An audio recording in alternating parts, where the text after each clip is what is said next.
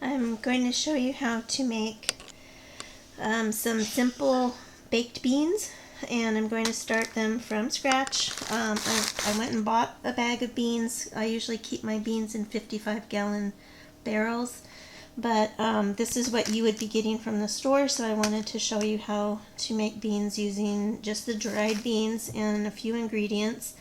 The majority of making beans is the flavor, and so I'll go into that as well. But right now I'm going to open the package of beans, and then you have to look through the beans and take out anything that you see that might be a pebble.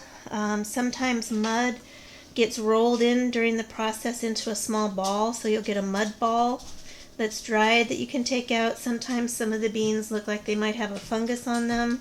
So anything that doesn't look like you want to eat it, you're going to take it out during the beginning of the process. So the first thing to do is to open the bag.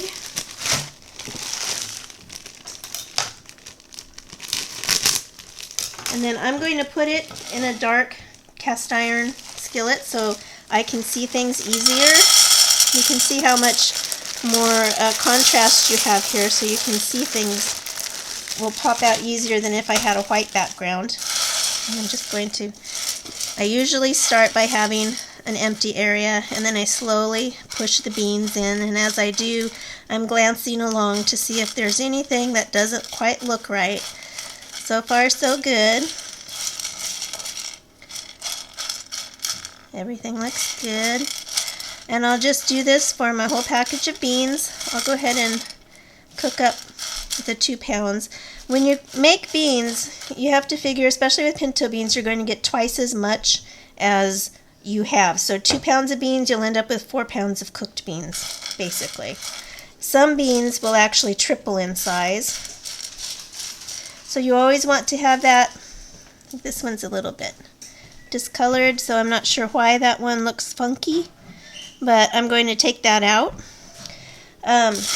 So when you're making beans, you always want to make sure that whatever you're putting them in, here's another one, and it feels very lightweight, almost like there's nothing but air inside, and that looks like there might be a little fungus there.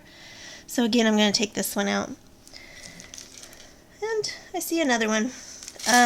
You want to make sure your container size can hold the final amount of beans. What you put in initially will only be a portion of what you'll end up with. So these are ready to be rinsed, and I'm going to take them over here. And I have rinse water in here with my little mesh screen colander.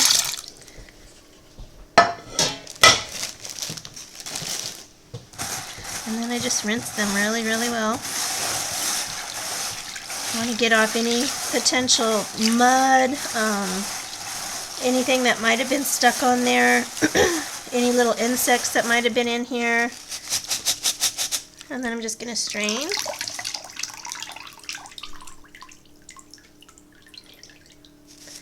And put that in a pot. And I will repeat the process.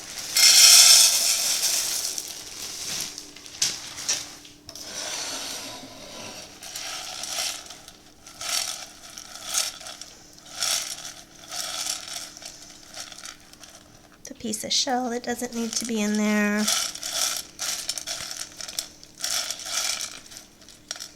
More shell. The shell is fine, but I don't see the point in having extra shell in there if it's not attached to a bean. So these look good.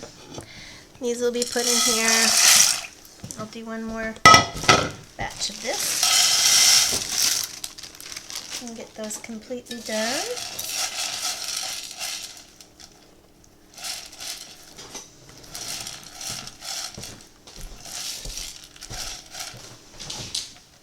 Another piece of shell.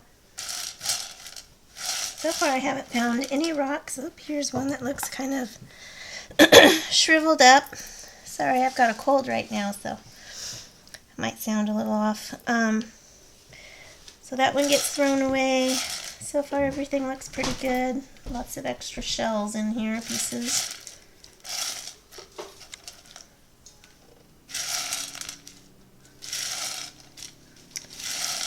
When I buy my 50-pound bags, I usually end up with little balls of mud and sometimes a little pebble or two. The smaller bags I get from the store, those I usually don't have as much trouble with. They seem to be screened a little bit better.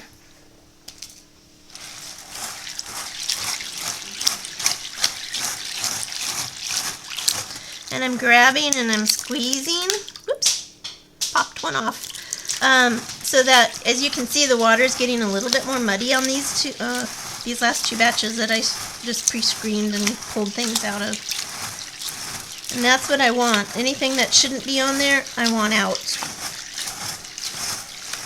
And after this, we just boil them for softly, not a hard boil. I let them simmer for about an hour, hour and a half until they're soft, go all the way through. I don't like to add, just double checking, I don't like to add my seasonings until the beans are already soft. That's for a number of reasons. One is because when they're hard, they don't absorb the flavor.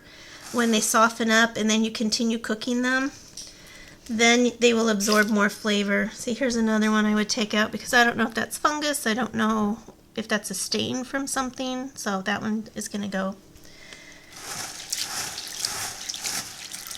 And as you can see, the water is kind of cloudy. So we're doing a good job here with this last batch. The first one just seemed pretty clean. And the water has a slight brown tint to it.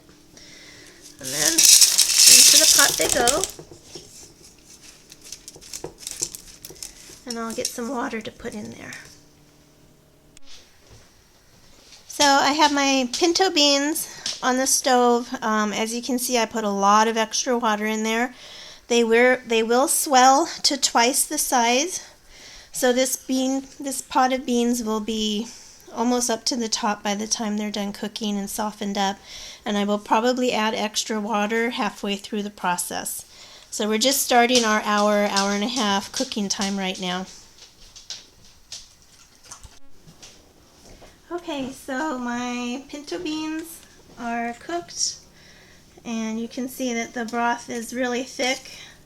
I always get rid of the broth that I first cook in because it has, I don't know, people call them toxins, but there's parts of the bean that come out and it's what gives you really severe gas. So I always drain those first and then I'll add water later to cook the beans in. But they're very soft. These are the pinto beans. They're very soft.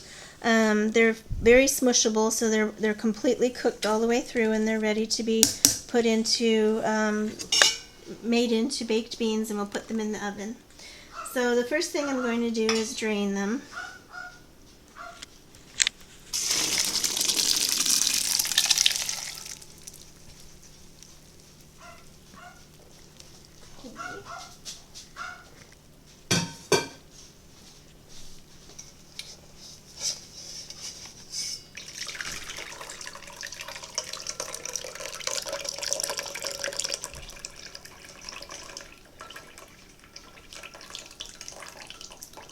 And this only took about an hour, maybe an hour and 15 minutes total to get them soft enough to where they just smushed flat.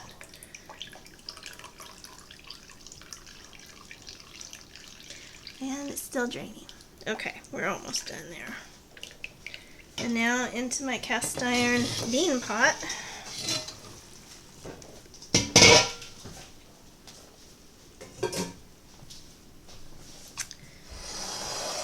There we go. So, into this, I'm going to add some fresh onion, some celery, a little bit more, and a little bit of carrot. I always try and put vegetables into my beans if at all possible to help the nutrition value in there. You can also use dehydrated vegetables. I do a lot of dehydrating. Almost all of my vegetables that I store for long term are dehydrated, and all you have to do is when you put your beans on to cook, you put your dehydrated vegetables in a bowl and you pour some very hot to boiling water over them and you just let them sit, and when your beans are ready, your vegetables are ready. But tonight I have fresh beans, or fresh vegetables to go in the beans. Now, what I'm going to use is stock that I have left over from cooking 2 pork roasts. I used Montreal steak seasoning, and it cooked in its own juice. So you can see the whole fat layer up here. And you can see there's solids at the very bottom, and then there's the broth in between. So I'm going to take off most of this fat. I could render this fat and turn it into tallow and turn it into soap, but I'm getting ready to move and I don't want to have a lot of extra things like that hanging around, so I'm just going to get rid of this tonight.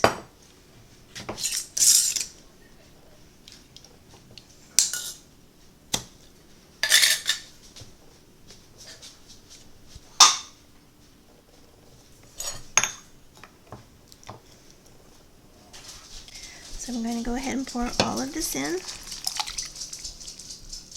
It's not going to need any salt or any pepper, no seasonings, nothing at all, because it has all that flavor from the pork that I cooked the other night, which was really good. It was so incredibly tender. We could just sit there and eat it out of the crock pot, but we made tacos with it.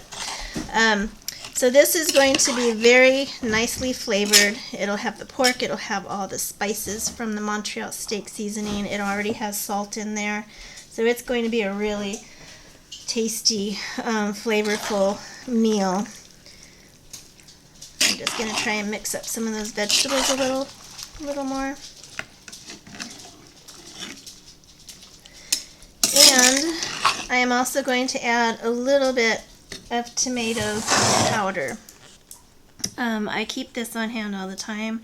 You can buy it at Walmart, you can buy it off of Amazon.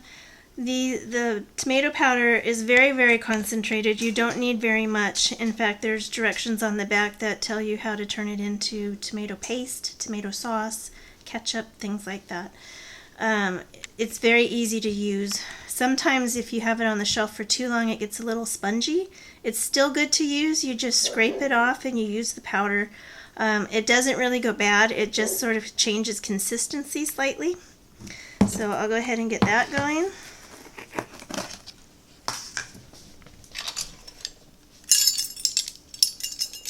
And I'm only using the tomato powder to give it a very deep, rich kind of broth. There's one. I'm probably going to put 2 in here.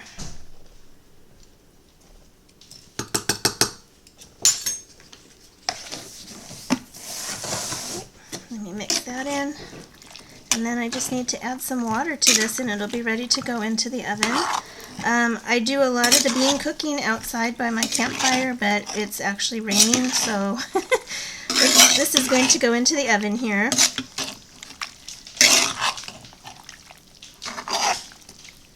And I don't know if you can see the broth, but it's nice. And it smells really good. I can smell the pork and I can smell the spices. Alright, let me get some water. You want to cover the entire thing with water and keep it covered with water. So after about half an hour, 45 minutes, you're going to check on it. If it needs to have more water added, you will. Eventually it will keep something of a sauce going. All we want to do right now is heat it up thoroughly, let all the flavors blend together in the oven. We want to prevent it from scorching. And because the beans are already pre-cooked, they don't have to stay in there the entire day. You can eat this within an hour, or you could leave it in the oven for several hours if you wanted to. It's completely up to you. The longer that you keep it in the oven, the deeper the flavors get. But you do have to keep an eye on it and prevent it from scorching, because it will scorch over time. Alright, sorry, our dogs got a little crazy for a minute, so we had to turn the camera off. So what I was saying was you want it watery. I added 3 cups of extra water. I always put a pan underneath, like a cookie sheet tray or something, because even though it will have a lid on it, as it cooks and bubbles, it will ooze out over the side and it makes a mess in your oven. So I'm going to go ahead and put the lid on and put it in the oven. Even with being pre-cooked, the beans will soak up some of this liquid. And like I said, we're going to have to keep checking it every half an hour or so to make sure it's not getting burnt on the bottom around the edges and giving it a scorched flavor. We don't want to do that. So this is ready to go, and I will get my lid on and get this in the oven. So here's the finished pinto beans with the pork broth. You can see they're nice and thick. They're a little, I don't know if you call them saucy exactly, but they are thick and they do have a lot of flavor. I've already tasted them. And this was without any meat involved. This was just beans and veggies with the pork broth and the Montreal steak seasoning. So I'll put a little bit in a bowl so you can see what they look like. And it's really, really good. And these were dried beans. And I'll show you how they can be mushed very easily. I'll just isolate a bean here.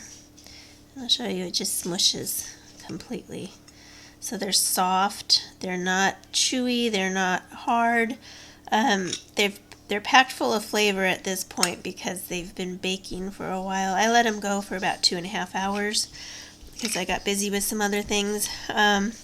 If you want to add a little bit of water to it so it's more liquidy, you can, or you can leave it like this where you have, a thick sauce on it.